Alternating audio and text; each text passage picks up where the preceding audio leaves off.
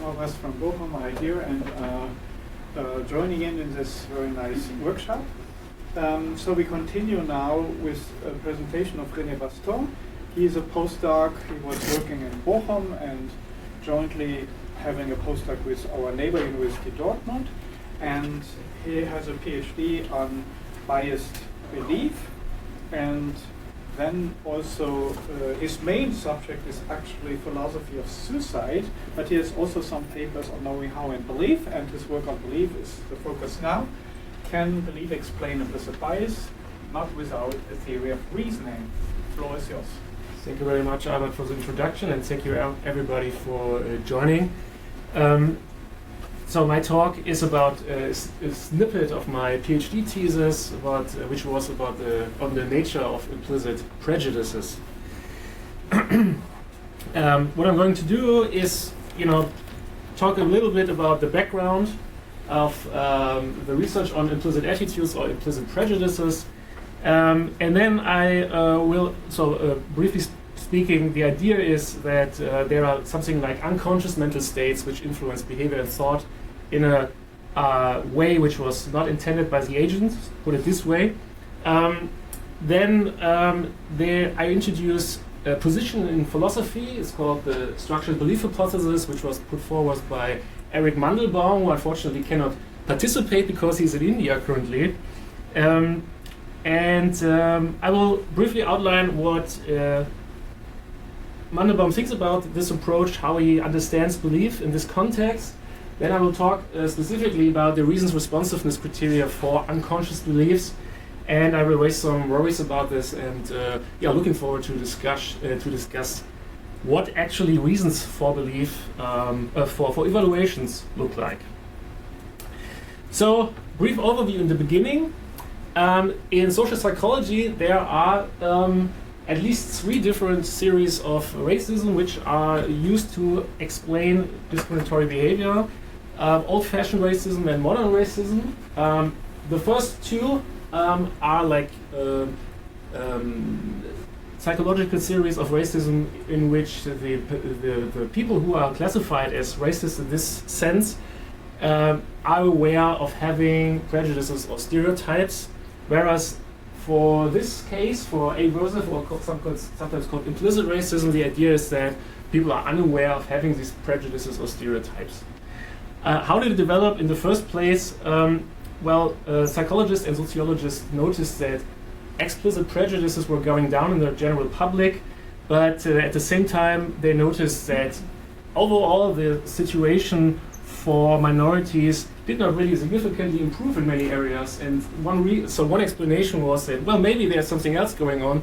Maybe there is implicit racism at play. There was one explanation back then. Now, these different series of racism, they have different predictable behavioral patterns. So once attitudes are assessed and somebody is, let's say, labeled as a modern racist, for instance, we can expect different behavioral patterns for these persons than for somebody who is, let's say, an aversive racist. Yeah, these are just psychological labels. And the presupposed mental states are also different for these different types. One side note is that these theories are complementary, so they don't compete with each other. It's totally fine that a society has as well, old-fashioned racist, modern racist, or aversive racist. Yeah, so it's not a competitive. These theories are not competitive. Okay, so the most important one, anyways, is the theory of aversive racism or implicit racism. And here the idea is that people have like a positive explicit attitudes towards a minority. This is indicated with this is a green circle, and then also they have negative implicit attitudes towards minority. Why did I choose the cloud? Because what exactly implicit attitudes are is discussed, and it's not really clear. Also in the theory when it was outlined, people who are classified as aversive racists, they also have egalitarian values. Now the idea is that these contradicting attitudes, they lead to ambivalent behavioral patterns. Under certain circumstances, the idea is it results in discriminatory behavior towards minorities. importantly, these implicit attitudes are unconscious or partly unconscious and influence sorting behavior according to some studies. So there was a meta-study from 2018 which said that the predictive powers are basically weak to non-existing, and then there was a meta-study in 2020 from Kurdi which indicated that there are predictive powers depending on the area of psychological research. So this is in a screenshot of an actual ongoing implicit association test, which is used in order to assess implicit prejudices. You probably all know about this. Just as a reminder, the idea is that these pictures in the middle have to be sorted to the left or to the right side by pressing a key on a keyboard. And the idea is that depending on what kinds of, let's put it this way, associations, but just in a weak sense, what kind of association you have between a social group or a valence, the sorting task will be less or more easy. So in this case, the idea would be, from a psychological perspective, if you have prejudices towards this social group, the sorting task would be more effortful than in would be less effortful than in contrast to this case. So that is the idea, and if this effect is used systematically, then social psychologists can calculate a value and on this basis apply or ascribe implicit prejudices towards the participant. So that's basically the idea of the measurement procedure. So in social psychology, the traditional view is that implicit attitudes are associations. As the philosopher Dancy has, I think, successfully shown, is that associations are often used as an abstract filler term in psychology, not always, but quite often, which just stands in for a causal relation between representational states of a system. So in psychology, speak about representations, it isn't necessarily an ontological claim about the underlying, let's call it psychological mechanics behind the phenomenon. Against this background, it may become clear why there was a big discussion, or there is still a discussion in philosophy about the nature of implicit prejudices. So there was a suggestion by Tamar Gendler that implicit prejudices are associations, like they are, like in a strict sense. There was also the suggestion by Benze Nanai that there is unconscious mental imagery going on, which explains implicit biases. So I'm setting already the stage for Christian's talk. Then there are different approaches. Some suggested it's about imagination. Then Edouard Marchery suggested it's character traits. I'm also guilty for participating in this discussion, so I suggested it's a bundle of dispositions. And importantly for this talk, Eric Mandelbaum suggested we're talking about unconscious beliefs. How came he up with that suggestion that we're talking about unconscious beliefs? So he says that unconscious beliefs are reasons responsive to some extent, not super reasons responsive. So the idea is that, as we heard already, that there are beliefs which are not very responsive to reasons, and of course Mandelbaum is also aware of that. So he doesn't say that there are epistemic and non-epistemic beliefs, but he's open to the idea that beliefs don't have to be highly reason responsive, but at least weakly. So that's basically his way of making sense of it. Furthermore, he says that some logical inferences between beliefs hold, but others don't, and he calls this the logic of thought. He thinks that it is not realistic to assume that all the logical inferences between our beliefs we have, they suddenly occur in our minds. It's too much to ask for. Some inferences show up in our minds, some don't, and he calls this the logic of thought. What he means with that is, in order to figure out why this is the case, we have to do empirical investigation. Some of the beliefs are not very reasons responsive. Why? Well, because some of the beliefs are stored in isolated belief systems. That is the idea of encapsulated belief systems. So the idea is that you might have a perceptual belief, a perceptual illusion, and you are very aware that it is an illusion, but your knowledge or your belief that this is just an illusion, it doesn't change your perception, right? So in this sense, some beliefs are encapsulated and not super reasons responsive. Given that, we can have implicit and explicit attitudes, or if we want to say it this way, we can have conscious and unconscious beliefs in different belief systems, which do not interfere with each other. And this is why that's the idea, they can coexist. Yeah? On the one hand, we can have a positive attitude in terms of a belief, and then on the other hand, we can have at the same time a negative attitude in terms of belief against the same attitude object.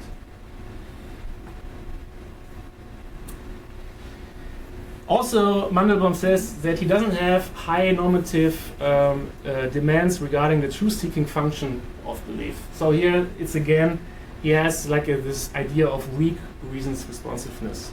So you see, it's a watered-down approach of belief. He would probably call it an empirical approach, right? Because, as we heard, beliefs are not that truth-seeking, and they are not necessarily super reasons responsive. However, two characteristics hold for Mandelbaum for sure, and that is on the one hand that beliefs are compositional. That means in order to have a negative attitude towards a minority or a social group in general, you need a concept of it. And also you need some kind of a concept of balance, right?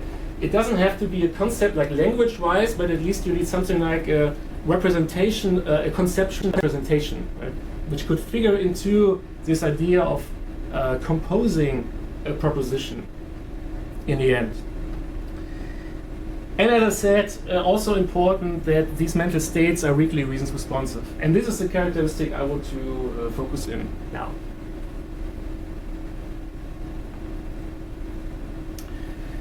So Mandelbaum suggests that the constitution of mental states, regardless of whether they are associations or beliefs, the conditions for constitutions can be the same. They can be, or put it this way, the pairing of stimuli can be sufficient to establish a belief, or they can be sufficient for establishing association.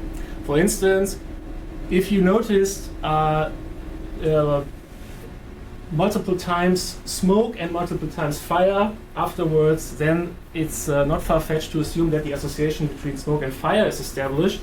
And also on the belief side of the equation, you can say, as a result, if there's smoke, then there's fire. So there are two different states which could be constituted under the same conditions. However, Mandelbaum says that for changing the mental state, the content of the mental state, the conditions are different. He, for instance, suggests that when we are talking about associations, the interventions that he is interested on are extinction process, the procedure of the extinction process, and counter-conditioning. On the other hand, for beliefs, there is more to say, because beliefs, according to him, beliefs should change beyond these laws of association, to put it this way. So there is a phenomenon which is frequently discussed in the literature, in the philosophical literature of implicit biases, and it is an example of balancing attitudes. So let me give you a brief idea of that, and it will explain why Mandelbaum thinks that implicit attitudes are unconscious beliefs, and it will also be the starting point for me to raise some worries about this approach. So, classic psychological approach is this balance theory for a system of interpersonal attitudes. The idea is that a system has a tendency to always be balanced, and in this case, if this is me and these are two attitude objects, I know So I have a negative attitude against this attitude object, and I know that this attitude object has a negative attitude towards this object. Then the response that is suggested by the balance theory for me is that I develop a positive attitude towards this object. Otherwise, the system would be imbalanced. So that's briefly the idea. And surprisingly, this effect was also discovered for implicit attitudes. So if participants, or if these attitudes are established in participants, like a negative attitude towards one object, and then they learn that this object dislikes this object, then what we can see in the measurement of implicit attitudes is that this attitude appears to show up. Now Mandelbaum says this is very hard to explain from a purely associative approach, because he thinks that how could we possibly get a positive value out of two negative? For him, that doesn't make a lot of sense, that he thinks that we have to go beyond associations to explain this phenomenon, which is why he thinks that the best explanation is that there is something else going on, something beyond association, and he thinks it is something that has to do with reasons. And his conclusion, but it's a short version of course, he says more about it, is that this it seems to be in unconscious belief and not in unconscious association, so to speak. So I'm a little worried about this reason concept, which is at play here. So Mandelbaum frames it with this thought: the enemy of the enemy is my friend, which is like a, I don't know, a folk pragmatic saying, I don't know. It doesn't sit right with me, because suppose I have, and I do have, a negative attitude towards the Islamic State terrorist organization, and I learn that the Islamic State has a negative attitude towards the Taliban, which is true, they are competing for power with each other. Well, I don't see the reason for develop a positive attitude towards the Taliban, to be honest. Well, it might be true that the system is imbalanced, fair enough, but I don't think I see reasons to start liking Taliban. So to unpack this unpleasant or this wrong-sitting intuition a bit, I would like to take a look on the paradigmatic examples how implicit attitudes are created and changed, and try to explain this on the basis of this unconscious belief approach that Mandelbaum suggests. So we know a lot about implicit attitudes and implicit prejudices through the paradigm of evaluative conditioning, where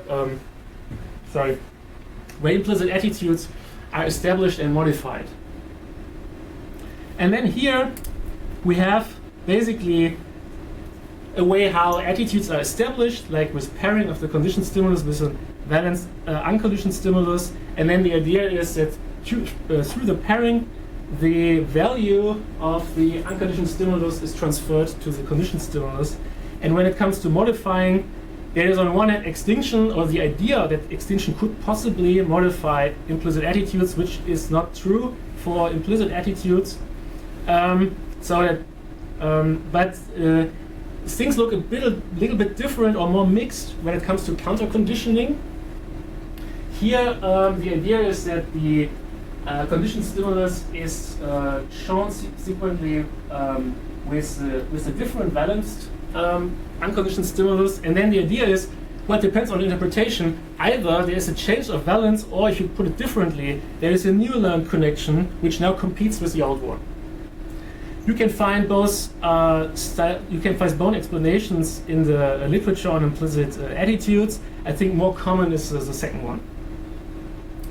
For the case of implicit biases or implicit prejudices, what we know is that these changes only last for a short amount of time. So once implicit attitudes are changed through counter-conditioning, after, let's say, a few days, all participants are back to the previous state of their implicit attitudes. So the changes which are done in the laboratory, they don't last.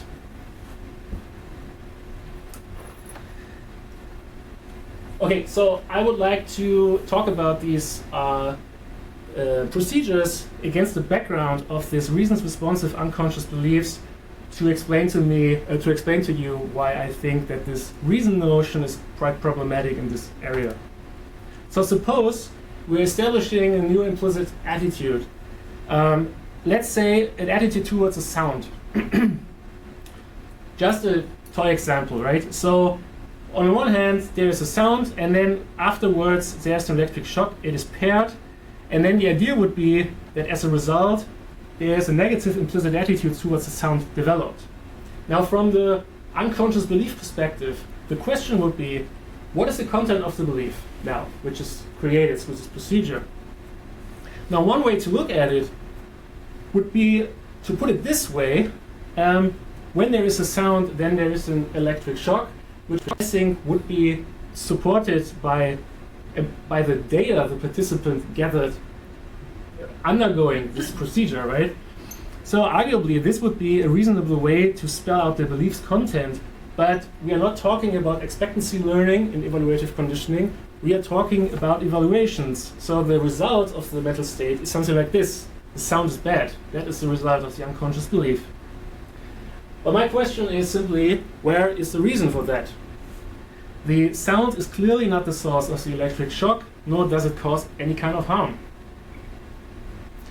So the idea is simply, if implicit attitudes are unconscious beliefs and they change or establish with reasons, then I wonder, like, what does qualify as a reason for an evaluation? We have a good idea, I think, what qualifies as reasons for expectancy, but for evaluations, I think it's more fuzzy. Let's take a different example with counter-conditioning. Here we take the same sound, which is already negative, and now we pair it with something positive. Let's say you do it multiple times, and then the idea would be, well, depending on interpretation, either you have lesser positive implicit attitudes towards the sound, at least for a short period of time, or you can say there's a new attitude towards the sound coexisting now. Regardless, the same problem seems to hold. Still, where is the reason for the evaluation? Now, the flowers, they do have any reasonable relation to the sound, right? So if we are thinking that there is an unconscious belief in the background and we say that it changes or establishes through reasons, we better be more clear about what does count as a reason for an evaluation. Well, what does? I'm not 100% sure about that, but I'll give you a few suggestions. So if the underlying state is a belief, its change should not be just the result of pairings. It should be because the system has reasons to update the belief. I make a hot take and suggest that the reasons for evaluation should be fitting reasons. What that means, the fittingness criteria here, let me explain it with a different example. Suppose that Albert is offering me $1 million if I blame Christian for something he didn't do. Then I have a quite strong reason to blame Christian, but the important point is it's not a fitting reason. It's not the right kind of reason. Okay? So the right kind of reason would be if Christian would have acted towards me with an ill quality of will and for instance, intentionally violating my interest. Then he would be blameworthy in some sense, and that could count as a reason for me blaming him. So that is the difference between just a strong reason on the one hand and a fitting reason on the other. So now the question still is, what could count as a fitting reason for an evaluation? So one criteria, I think, is first causal responsibility, that X is the cause, either enabling or direct, of the good and harm, and not just a pure correlate. So for the case of the sound and the electric shock or the flowers, this is clearly not the case. The sound is not the cause, is not causally responsible for the electric shock. It just happens to be in time-wise before the electric shock, but that doesn't mean there's a causal relation there. For evaluations, questions of agency seem also relevant. So X, so the object in question has some properties that explain the caused harm. So for the case of the sound, we can clearly say that the sound doesn't have some characteristics which could possibly explain the harm that I suffered, the electric shock, which is why it's not a reason for an evaluation. On the other hand, when we talk about persons, we can take into account their intentions and their quality of will, right? And then we have maybe reasons for evaluation. Also, which I think is important, is no luck. So the harm or good, it should not be a pure accident. If it's an accident, it's not a reason for an evaluation. And then the last one, I'm really not sure about this one, but I feel like it's quite important, but I don't know really how to make sense of it. When are generalizations allowed in terms of evaluations?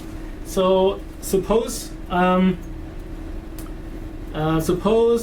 I'm introduced to a fictional character in a psychological experiment. Different personas of this fictional characters show up. Every of these characters is a token. And in the end of the experiment, I develop an evaluative attitude towards the whole group of fictional characters. Now the question is, when is it justified to make that jump? Maybe it's justified for things like the electric shock. Maybe, I'm not 100% sure, because there is some danger to electricity. But when it comes to social cognition, things get very fuzzy, I guess. So I'm not sure about this criteria, but I'm definitely sure that the upper three criteria are at least criteria which are highly relevant for reasons for evaluation, right? And the idea would be then, if we want to claim that implicit attitudes change due to reasons, we better have reasons which at least fulfill these criteria. Otherwise, I don't think it's really justified to speak about that there are reasons in favor of the evaluation. So this is, this is the main reason why I was skeptical about this belief approach.